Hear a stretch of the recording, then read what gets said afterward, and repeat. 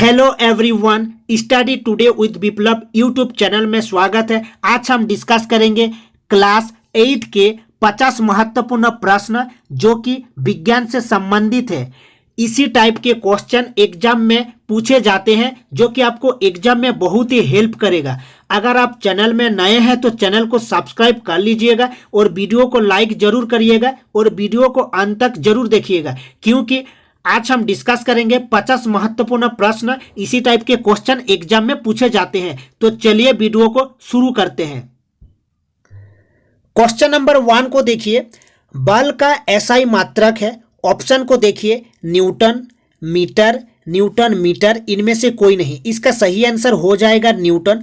बल का एसआई मात्रक न्यूटन होता है। बल यानी फोर्स एक सदिश राशि है, वेक्टर क्वांटिटी है, याद रखिएगा। बल एक वेक्टर क्वांटिटी है, इसका एसआई यूनिट है न्यूटन। नेक्स्ट क्वेश्चन को देखिए, क्वेश्चन नंबर 2, दाब का मात्रक है, जो प्रेशर है दाब का मात्रक है, दाब का एसआई यूनिट है पास्कल, न्यूटन प्रति वर्ग मीटर। ऑप्शन नंबर 3 को देखिए, 1 और 2 दोनों मतलब पास्कल और न्यूटन प्रति वर्ग मीटर होगा। इनमें से कोई नहीं। इसका सही आंसर ऑप्शन नंबर 3 हो जाएगा। मतलब दाब का मात्रक है पास्कल भी, दाब का मात्रक है पास्कल भी और न्यूटन प्रति वर्ग मीटर, मतलब इसका सही आंसर 3 हो जाएगा, ऑप्शन नंबर 3 हो जाएगा। नेक्स्ट देखिए, निम्नलिखित बलों में कौन सा संपर्कित बल है।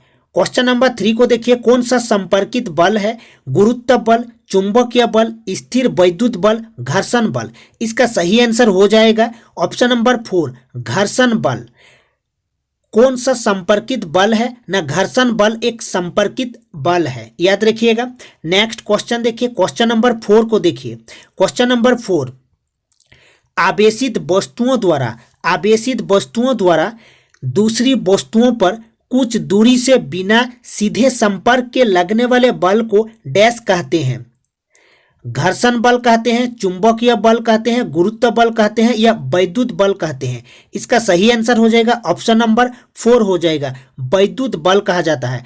आवेशित वस्तुओं द्वारा दूसरी वस्तुओं पर कुछ दूरी से बिना सीधे संपर्क के लगने वाले बल को वैद्युत बल कहा जाता है। नेक्स्ट क्वेश्चन देखिए, क्वेश्चन नंबर 5 को, शुष्क मौसम में बालों में कंघी करने पर वह बिखर जाता है, इसके लिए बल उत्तरदायी है। गुरुत्व बल, स्थिर वैद्युत बल, घर्षण बल, चुंबकीय बल। इसका सही आंसर हो जाएगा स्थिर वैद्युत बल।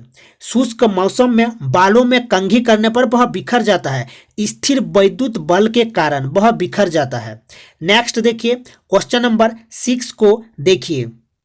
क्वेश्चन नंबर 6, गति की दिशा में परिवर्तन का कारण क्या होता है। गति की दिशा में, ये गति की मान लीजिए, गति की दिशा में जो परिवर्तन होता है इसका किस कारण परिवर्तन होता है। तो ऑप्शन को देखिए, बल, दाब, क्षेत्रफल, दिशा। इसका सही आंसर हो जाएगा बल के कारण, फोर्स के कारण। गति की दिशा में जो परिवर्तन होता है बल के कारण। नेक्स्ट क्वेश्चन नंबर 7 को देखिए, कुएं से पानी खींचना कैसा बल है। अपकर्षण बल, अभिकर्षण बल, मतलब अपकर्षण और अभिकर्षण दोनों, इनमें से कोई नहीं। इसका सही आंसर हो जाएगा अभिकर्षण बल। कुएं से पानी खींचना, कुएं से पानी खींचना, कुएं से पानी खींचना एक अभिकर्षण बल है, याद रखिएगा, अभिकर्षण। नेक्स्ट क्वेश्चन की ओर देखते हैं। नेक्स्ट क्वेश्चन देखिए, क्वेश्चन नंबर 8, प्रति इकाई क्षेत्रफल पर लगने वाले बल को क्या कहते हैं। प्रति इकाई क्षेत्रफल पर लगने वाले जो बल है उसे क्या कहा जाता है। ताप, दाब, अभिकर्षण, अपकर्षण। दाब, प्रति इकाई क्षेत्रफल पर लगने वाले बल को दाब कहा जाता है, याद रखिएगा। नेक्स्ट क्वेश्चन नंबर 9 को देखिए। क्वेश्चन नंबर 9, बैलों द्वारा गाड़ी को खींचना किस बल का उदाहरण है। बैलों द्वारा गाड़ी को खींचना किस बल का उदाहरण है। पेशीय बल, बल, भार, इनमें से कोई नहीं। इसका सही आंसर हो जाएगा पेशीय बल। बैलों द्वारा गाड़ी को खींचना पेशीय बल का उदाहरण है, याद रखिएगा। नेक्स्ट क्वेश्चन नंबर 10 को देखिए, उस राशि का नाम बताएं जिसका मात्रक न्यूटन है। मतलब दाब, बल, भार, इनमें से कोई नहीं। बल, बल का एसआई यूनिट होता है, बल का एसआई यूनिट होता है न्यूटन, याद रखिएगा न्यूटन। तो उस राशि का नाम बताएं जिसका मात्रक न्यूटन है, बल। एक सदिश राशि होता है बल, याद रखिएगा। नेक्स्ट क्वेश्चन को देखिए, दहन के लिए कौन सी गैस आवश्यक है? दहन के लिए कौन सी गैस आवश्यक है? नाइट्रोजन, ऑक्सीजन, कार्बन डाइऑक्साइड, एक कार्बन मोनोऑक्साइड। दहन के लिए कौन सी गैस आवश्यक है? ऑक्सीजन आवश्यक है। दहन के लिए ऑक्सीजन गैस आवश्यक है, याद रखिएगा। नेक्स्ट क्वेश्चन की ओर बढ़ते हैं। नेक्स्ट देखिए, दहन के लिए आवश्यक है, दहन के लिए आवश्यक है हवा, पानी, आग, ज्वाला। इसका सही आंसर हो जाएगा हवा। दहन के लिए आवश्यक है हवा, याद रखिएगा एयर। नेक्स्ट की ओर बढ़ते हैं। नेक्स्ट देखिए, निम्न में कौन ज्वलनशील पदार्थ है? ज्वलनशील पदार्थ है लकड़ी, कोयला, पेट्रोल, पत्थर। पेट्रोल एक ज्वलनशील पदार्थ है, याद रखिएगा ज्वलनशील पदार्थ है पेट्रोल। नेक्स्ट की ओर बढ़ते हैं। निम्नलिखित में कौन सा दहनशील पदार्थ है? कौन सा दहनशील पदार्थ है? कांच, लोहे का कील, सीमेंट, केरोसिन। केरोसिन इसका सही आंसर हो जाएगा केरोसिन। कौन सा दहनशील पदार्थ है? कांच दहनशील नहीं है, कांच। लोहे का कील दहनशील नहीं है, सीमेंट नहीं है, केरोसिन इसका सही आंसर हो जाएगा। नेक्स्ट देखिए, निम्नलिखित में कौन दहनशील पदार्थ नहीं है? नहीं है दहनशील पदार्थ। लकड़ी एक दहनशील है, पेट्रोल भी दहनशील है, कोयला भी है, पत्थर नहीं है। इसका सही आंसर हो जाएगा पत्थर। नेक्स्ट की ओर बढ़ते हैं। नेक्स्ट क्वेश्चन की ओर देखिए। नेक्स्ट क्वेश्चन, लकड़ी का जलना किस प्रकार के दहन का उदाहरण है? लकड़ी का जलना किस प्रकार के दहन का उदाहरण है? ऑप्शन को देखिए, मंद दहन, विस्फोटक, स्वत दहन, इनमें से कोई नहीं। इसका सही आंसर हो जाएगा मंद दहन। लकड़ी का जलना किस प्रकार के दहन का उदाहरण है? मंद दहन। नेक्स्ट क्वेश्चन को देखिए। नेक्स्ट क्वेश्चन, निम्न में से किस ईंधन का ऊष्मीयमान सबसे अधिक होता है? निम्न में से किस ईंधन का ऊष्मीयमान सबसे अधिक होता है? लकड़ी का, केरोसिन का, एलपीजी, हाइड्रोजन। इसका सही आंसर हो जाएगा एलपीजी। एलपीजी का फुल फॉर्म होता है लिक्विफाइड पेट्रोलियम गैस, याद रखिएगा लिक्विफाइड पेट्रोलियम गैस।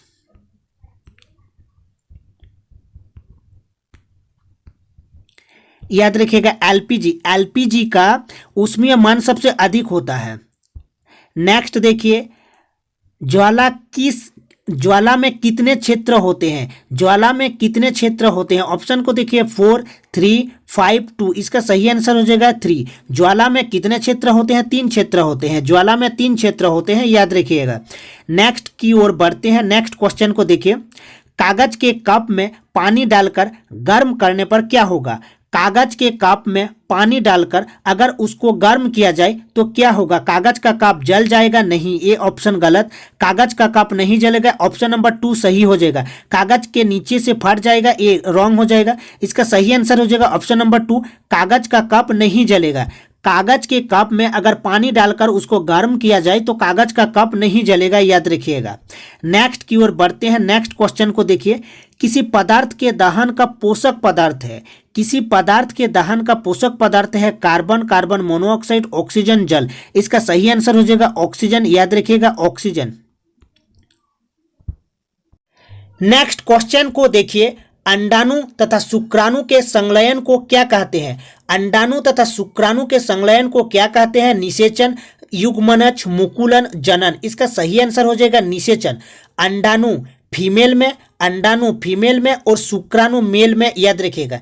तो अंडाणु तथा शुक्राणु के संलयन को क्या कहते हैं? निषेचन कहते हैं। इसका सही आंसर हो जाएगा निषेचन, याद रखिएगा। नेक्स्ट देखिए, एक टैडपोल जिस प्रक्रम द्वारा वयस्क होता है वह है, याद रखिएगा एक टैडपोल जिस प्रक्रम द्वारा वयस्क होता है वह है निषेचन, कायांतरण, रोपण, मुकुलन। इसका सही आंसर हो जाएगा कायांतरण, याद रखिएगा। एक टैडपोल जिस प्रक्रम द्वारा वयस्क होता है वह है कायांतरण, याद रखिएगा कायांतरण। नेक्स्ट की ओर बढ़ते हैं। नेक्स्ट क्वेश्चन को देखिए, आंतरिक निषेचन होता है, आंतरिक निषेचन होता है मादा के शरीर में, मादा के शरीर के बाहर, नर शरीर में, नर शरीर के बाहर। इसका सही आंसर हो जाएगा मादा के शरीर में, याद रखिएगा ऑप्शन नंबर 1 हो जाएगा सही आंसर। आंतरिक निषेचन होता है मादा के शरीर में, याद रखिएगा। नेक्स्ट क्वेश्चन को देखिए, बाह्य निषेचन होता है मादा के शरीर में, मादा के शरीर के बाहर, नर के शरीर में, नर के शरीर से बाहर। इसका सही आंसर हो जाएगा ऑप्शन नंबर 2, मतलब मादा के शरीर के बाहर। बाह्य निषेचन होता है मादा के शरीर के बाहर और आंतरिक निषेचन होता है मादा के शरीर में। आंतरिक निषेचन होता है मादा के शरीर में, बाह्य निषेचन होता है मादा के शरीर के बाहर, याद रखिएगा। नेक्स्ट क्वेश्चन को देखिए, मुर्गी अंडे के ऊपर क्यों बैठती है? ऑप्शन को देखिए, उष्मायन के लिए, मतलब गर्मी के लिए, जो उष्मायन के लिए, द्विखंडन के लिए, आराम करने के लिए, मुकुलन के लिए। इसका सही आंसर हो जाएगा ऑप्शन नंबर 1, मतलब उष्मायन के लिए, उष्मायन के लिए, हीट के लिए। मुर्गी अंडे के ऊपर क्यों बैठती है? उष्मायन के लिए। नेक्स्ट क्वेश्चन को देखिए, नेक्स्ट क्वेश्चन, मादा युग्मनज तथा नर युग्मनज के संयोजन की विधि कहलाती है। मादा युग्मनज तथा नर युग्मनज, मादा युग्मनज अंडाणु, नर युग्मनज मतलब शुक्राणु के संयोजन की विधि कहलाती है युग्मनज, निषेचन, परागन। इनमें से कोई नहीं। इसका सही आंसर हो जाएगा निषेचन। मादा से अंडाणु और नर से शुक्राणु, याद रखिएगा निषेचन। ऑप्शन नंबर 2 हो जाएगा सही आंसर।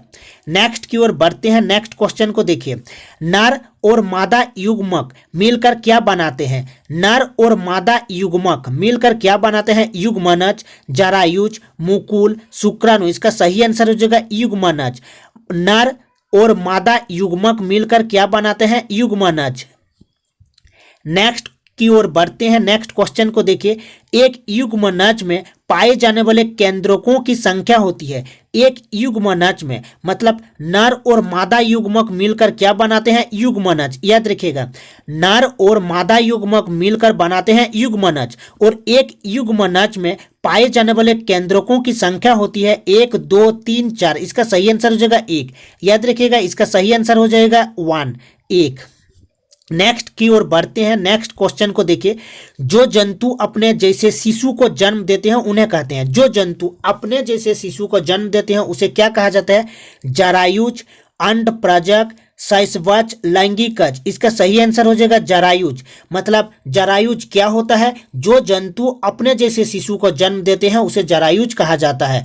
नेक्स्ट की ओर बढ़ते हैं। नेक्स्ट देखिए, वे जंतु जो सीधे शिशु को जन्म ना देकर अंडे देते हैं उन्हें कहते हैं जरायुज, अंडप्रजक, शैशवच, लैंगिकज। इसका सही आंसर हो जाएगा अंडप्रजक। अंडप्रजक मतलब वे जंतु जो सीधे शिशु को जन्म ना देकर अंडे देते हैं उन्हें अंडप्रजक कहा जाता है।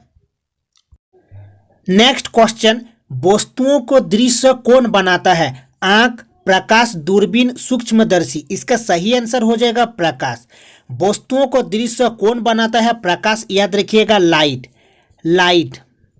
जब वस्तु पर लाइट गिरता है तो वस्तु दृश्य होता है, मतलब वस्तु दिखाई पड़ता है।